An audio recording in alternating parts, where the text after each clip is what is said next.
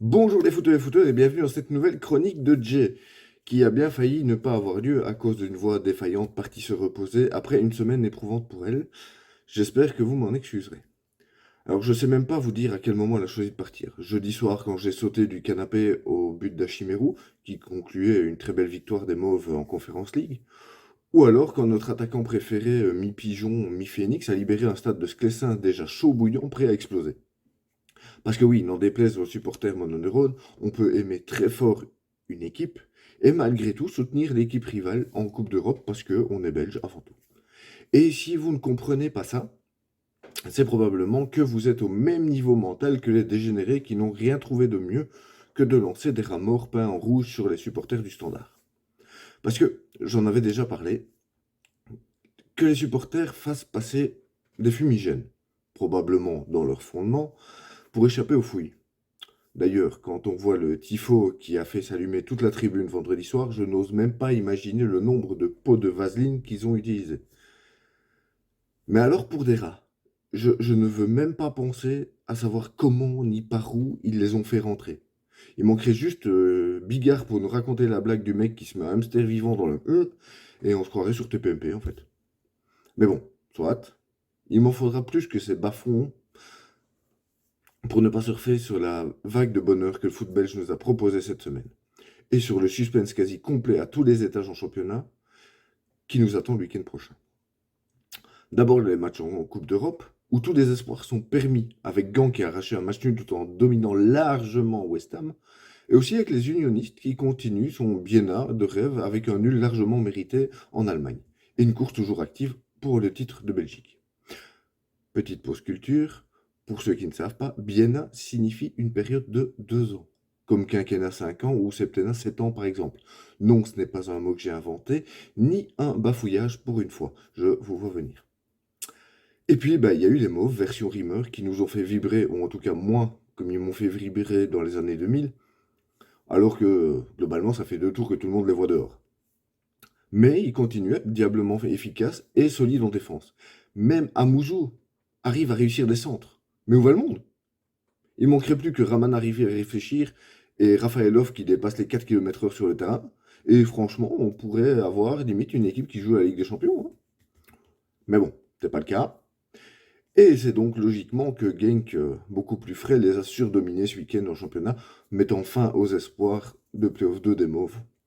Enfin, bon, c'est pas fini, vu le calendrier et que mathématiquement tout est possible, mais il va falloir que les astres soient très très bien alignés pour optimiser les 2 petits pourcents de chance restants. Parce que surtout, il y aura un vrai enjeu dans les playoffs 2 si les Anversois devaient gagner la Coupe de Belgique, puisque dans ce cas-ci, le vainqueur des playoffs 2 serait directement qualifié pour l'Europe.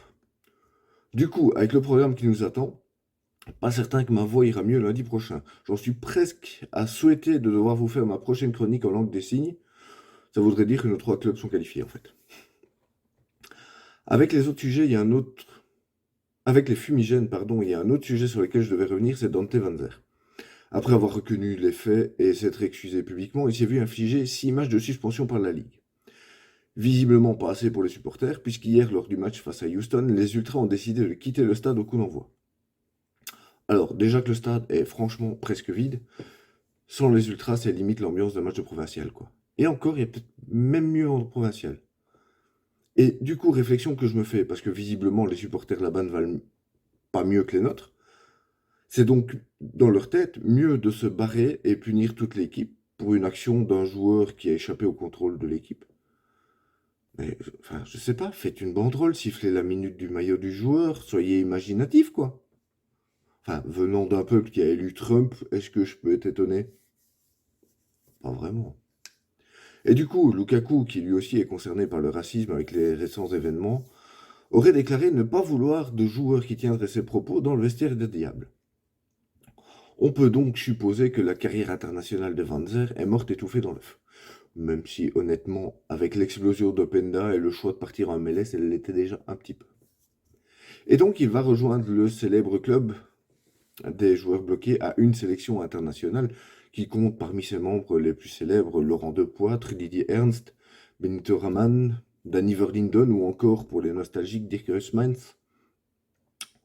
Bon, après, vu que Lukaku va devoir retourner à Chelsea, maintenant que l'Inter a confirmé qu'il ne prolongeait pas le prêt, on n'est pas à l'abri qu'il nous fasse une hasard et finir la carrière sur le banc de son troisième ou quatrième club de cœur, je sais plus où on en est dans ses calculs. Allez, courage Dante. Au moins tu t'es excusé, c'est déjà ça. Et au pire, bah, tu viendras au club de Bruges, hein. Comme j'ai déjà dit, là-bas, tout est folklore. Passons à la news Smile que m'a partagé Antoine. On reste en MLS à Dallas cette fois, à la rencontre de Bernard Kamungo. Né en 2001 dans un camp de réfugiés en Tanzanie, il est arrivé aux USA à 14 ans grâce à l'aide de l'IRC, International Rescue Committee. 5 ans plus tard, il participe à un tournoi Open Try, organisé pour dénicher des talents pour la réserve du club de Dallas, étape dans l'œil des recruteurs. En septembre 2022, il dispute ses premières minutes pro à 20 ans, mais se blesse lors de ses 20 premières minutes de temps de jeu, et donc rejoint l'infirmerie pour un bout de temps. Ce 16 avril, donc 8 mois plus tard, l'ailier droit retrouve enfin le terrain pour 19 minutes, lors desquelles il inscrit son premier but pro, donc en un peu plus de 30 minutes disputées sur sa carrière, et offre la victoire à son équipe. J'adore ces histoires-là. Et pour terminer, l'image du week-end, enfin mon image, c'est les supporters d'Angers qui ont décidé de montrer leurs fesses pour essayer de déconcentrer l'attaquant de Clermont lors d'un penalty. Ça n'a pas fonctionné, hein, puisqu'il a marqué et que Clermont s'est même imposé 2-1. Mais ils ont eu le mérite d'essayer. Alors moi j'imagine ça en T3 au standard. Tous les supporters qui montent leurs fesses, ça peut faire une bonne pub, hein. Allez, comme d'habitude, n'oubliez pas de vous abonner, de partager, de liker si vous avez aimé. Et on se retrouve la semaine prochaine, les amis.